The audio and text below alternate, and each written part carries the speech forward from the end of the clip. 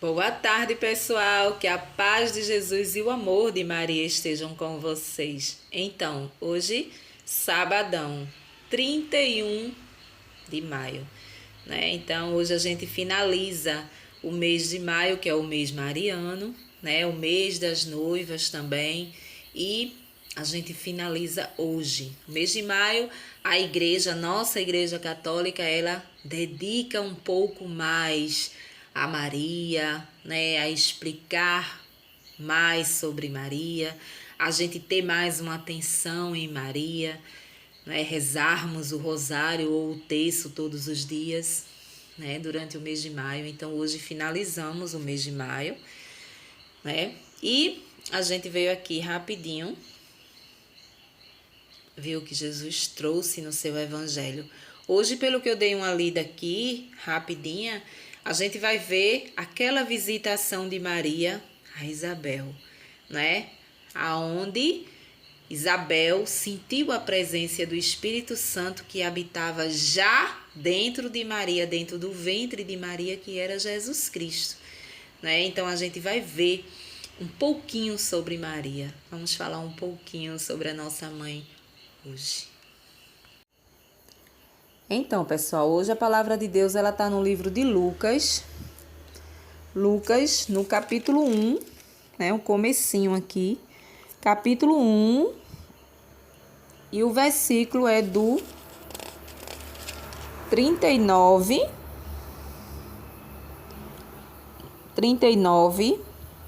ao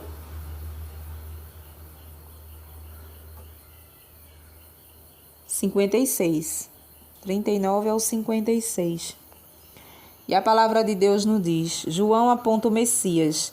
Naqueles dias, Maria partiu para a região montanhosa, dirigindo-se às pressas a uma cidade da Judéia.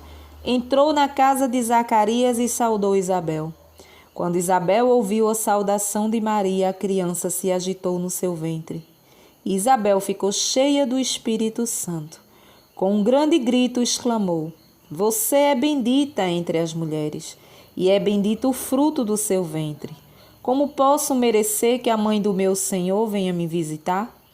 Logo que a sua saudação chegou aos meus ouvidos, a criança saltou de alegria no meu ventre. Bem-aventurada aquela que acreditou, porque vai acontecer o que o Senhor lhe prometeu. Então Maria disse: Minha alma proclama a grandeza do Senhor. Meu espírito se alegra em Deus, meu Salvador, porque olhou para a humilhação de sua serva.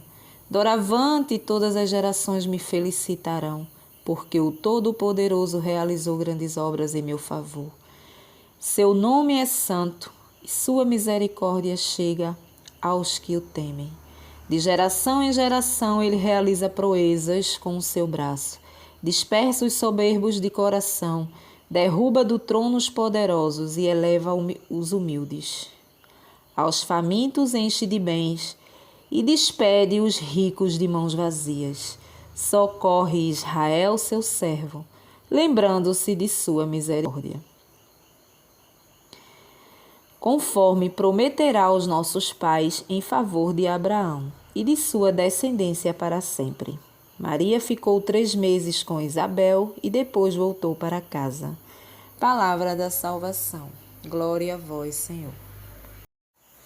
Então, pessoal, hoje a gente vê a visitação de Nossa Senhora Santa Isabel.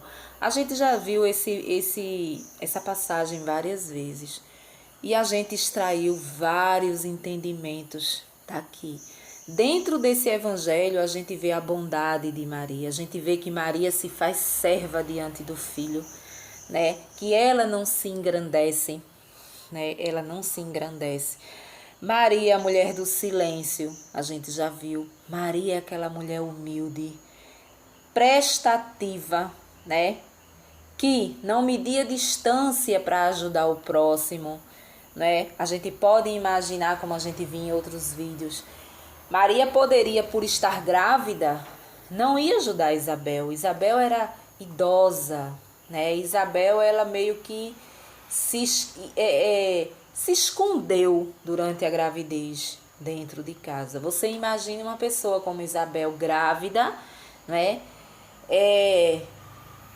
O esposo também muito idoso, né? E a palavra tem passagem que diz: eles tiveram pelo ato em si. O milagre de Deus, ele foi feito pelo ato em si de Isabel e seu esposo, para poder conceber João Batista, né? Então, o milagre ele foi completo, né? Eles conceberam de um ato sexual, né, de duas pessoas idosas, que para a gente é impossível, mas para Deus não é, né? Então, Isabel meio que se escondeu. Era como se as pessoas estivessem ali falando de Isabel, né? Ela ficava com vergonha, vamos se dizer assim, de estar grávida, com aquela idade, né? Porque aquilo ali naquela época era um absurdo, né? As pessoas iam comentar como que eles tiveram, como que eles não tiveram, né? Se fosse nessa época agora, ia dizer que Isabel tinha botado uma bela de uma gaia no camarada, né? Enfim. Mas hoje, em especial, como a semana ela foi falada sobre o Espírito Santo, hoje a gente vem ver que o Espírito Santo, ele já era muito antes de Jesus nascer, né? O Espírito Santo que estava em Deus. E Deus nos manda esse Espírito Santo. Por quê? Porque a gente percebe que o Espírito Santo ele já habitava em Maria. Quando Maria concebeu do Espírito Santo Jesus Cristo, né? Então o Espírito Santo, ele sempre existiu. Ele não existiu do momento que Jesus morre, que ressuscita, que volta para o Pai, né? Não, ele já existia. Ele era o Pai. O Espírito Santo é um só Espírito. Pai, Filho e Espírito Santo, uma só pessoa, né? Então a gente percebe que Maria, ela é especial em todos os sentidos. Pelo que eu percebi aqui, Maria foi a primeira pessoa a experimentar o Espírito Santo de Deus, né? Ela concebeu do Espírito Santo. Então a santidade daquele ventre é enorme, né? É por isso que nós não a adoramos, a gente venera a Maria. Veneramos Maria como a gente venera a nossa mãe, né? É um amor que a gente tem por ela ter sido mãe de Jesus Cristo, por ela ter dado o seu sim. Através do seu sim, nós estamos aqui, nós estamos salvos, né? E a gente percebe também aqui a humildade dela. Nas suas palavras aqui, a gente vê que ela nunca quis se engrandecer a mais do que o filho. Não, ela exulta o filho em todos os momentos, né? Maria nunca quis tomar o lugar do filho, como muitos dizem, né? Muitos dizem que Maria quer tomar o lugar do filho. Mas que o filho, só o filho que faz o milagre, né? A gente sabe disso, a gente não adora Maria, a gente só adora Jesus Cristo. Maria, ela não tem o poder para nada, a não ser de interceder como mãe. Este poder ela tem porque ela está do lado do filho. Ela está do lado do filho. Então ela tem esse poder de interceder por nós, porque Jesus Cristo nos deu ela como mãe.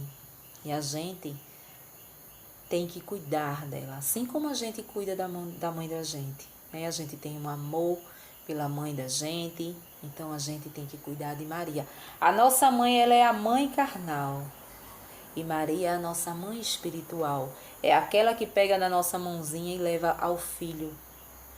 É aquela que quando a gente está triste, está ali perto dando o seu colo de mãe, quando a gente acredita que ela intercede, que ela cuida de nós.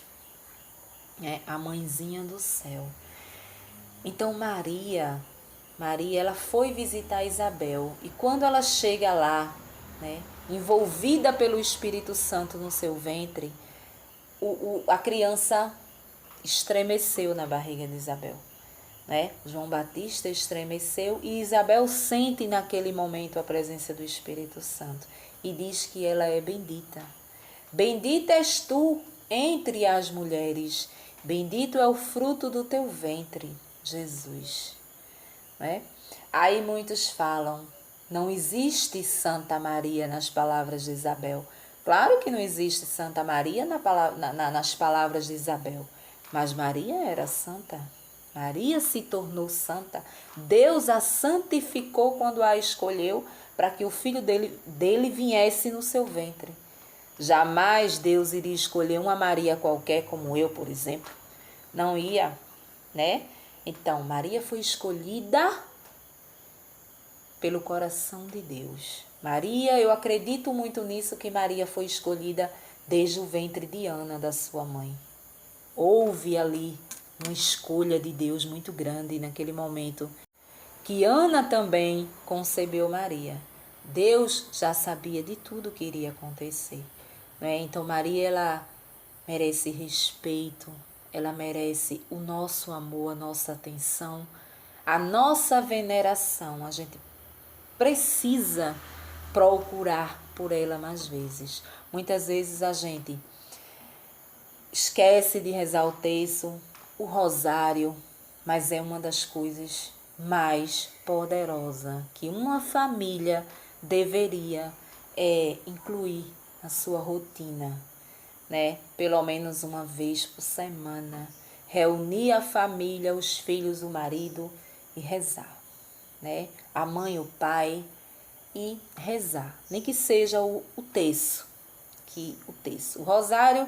O rosário é muito grande, quem dera que fosse o rosário, né? Mas quem reza o terço adquire muitas graças, muitos livramentos, porque Maria tem o poder de interceder por nós, né? E são palavras de Isabel. E quando a gente vem com Santa Maria, Mãe de Deus, isso não é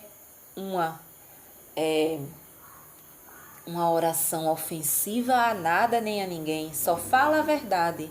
Santa Maria, Mãe de Deus, mas é claro que ela é santa, o ventre dela foi santo, gerou um santo. Santa Maria, Mãe de Deus, rogai por nós pecadores, agora e na hora da nossa morte. Amém. Qual o mal que tem nessa oração da Santa Maria, né? Que muitos abominam. Eu vejo pessoas de outras denominações que ainda rezam, se tiver assim um momento de oração na casa de alguém, né, católico, ou em algum lugar aonde a oração do Pai Nosso seja proclamada ali, ainda rezam, porque é uma oração universal, está na palavra, mas a gente percebe que quando chega a Ave Maria se calam, né? Não rezam. É um direito de cada um. Maria não exige. Maria ama seus filhos porque foi dado a ela. Nós fomos dados a ela pelo seu filho Jesus, na cruz antes de morrer, né? Então, assim como os discípulos a acolheu, nós também temos o exemplo de acolher ela na nossa casa, na nossa família, né? Ela que protege os nossos filhos com o seu manto sagrado, né? É ela que está ali guiando os nossos filhos quando eles saem. Muitas vezes vão para a festa, a gente não sabe o que pode acontecer, a gente não pode estar atrás, mas a gente manda a mãezinha ir tomar conta. Ela sabe do nosso coração de mãe, aquilo que a gente sente, a aflição que a gente sente quando os nossos filhos estão pelo mundo. A gente não sabe o que vai acontecer, né? Então, ela está sempre ali. Então, a gente precisa se voltar a Maria. A gente tem uma mãe, a gente tem uma aliada, assim como a gente tem o Espírito Santo, que a gente viu a semana toda sobre isso, a gente também tem Maria, né? E sem falar nos santos. São inúmeros a quantidade de santos que a nossa igreja, né, apresenta como santo, né? Aquelas pessoas que em um momento da vida deixou a sua vida da carne, a sua vontade para viver a vontade de Deus. E cada dia foram se santificando cada dia mais, né? E ali, por onde elas passavam, elas deixavam ali milagres, né? Onde as pessoas acreditavam na intercessão daquela pessoa, né? E ali acontecia o milagre. Então, assim, São muitas e muitas histórias que a gente precisa ler dos santos para que a gente possa entender por que eles têm esse título de santo. Por que Nossa Senhora Santa? Então não deixem que pessoas de outros lugares, de outras denominações, acabem com a sua fé em Maria. Não é? Quem nunca, eu conheço várias pessoas que no começo, né, tinha uma devoção por Maria, acreditava em Maria, pedia a intercessão dela, né, e ela concebeu muitas graças. Mas depois, com o tempo, se desviaram para outras denominações que abomina Maria. E hoje a humilha. Hoje diz que ela não é nada, que ela é uma mulher qualquer, que ela apenas foi instrumento para Jesus ser gerado e pronto, né? Aquele absurdo luterano, como se diz, né? E por incrível que pareça, muitas vezes a gente fala de Lutero, mas Lutero era um padre, né? Um padre que era devoto de Nossa Senhora. E eu nunca vi na história de Lutero ele abominar Nossa Senhora, muito pelo contrário. Ele mandava que respeitassem ela, amassem ela, né? Mas as pessoas elas começaram a distorcer tudo, né? Muitos até odeiam Nossa Senhora, tem raiva dela, né? Mas ela está no céu e quem vai abrir a porta do céu para a gente entrar, se a gente tiver uma caminhada boa, vai ser ela. Aí é que o bicho vai pegar. Do camarada chegar lá no céu, quem tiver lá na porta do céu, Nossa Senhora, pleníssima, né? Poxa, a senhora tá aqui, é? Né? Aí vão dizer, poxa, a senhora tá aqui, mas vala, tu tá, imagine eu que sou mãe do filho. Sou mãe do filho, né? Então é melhor a gente se policiar daqui, né? Então, é isso. Hoje a gente encerra o mês mariano e a gente leva mais esse ensinamento do Espírito Santo, que a primeira pessoa a experimentar o Espírito Santo foi Maria, a mulher sábia, né? O Espírito Santo já habitava nela muito antes. Por quê? Porque Maria era uma mulher sábia, era uma mulher do silêncio, é uma mulher que aguentava tudo calada. Então, assim, só quem tem o Espírito Santo para ter essas características, né? De uma pessoa plena, calma, tranquila, né? E Maria tinha tudo isso. E a gente hoje leva esse exemplo de Maria mais uma vez para a nossa vida. Amém? Um bom final de tarde aí de sábado para vocês e até o próximo vídeo, se Deus assim nos permitir.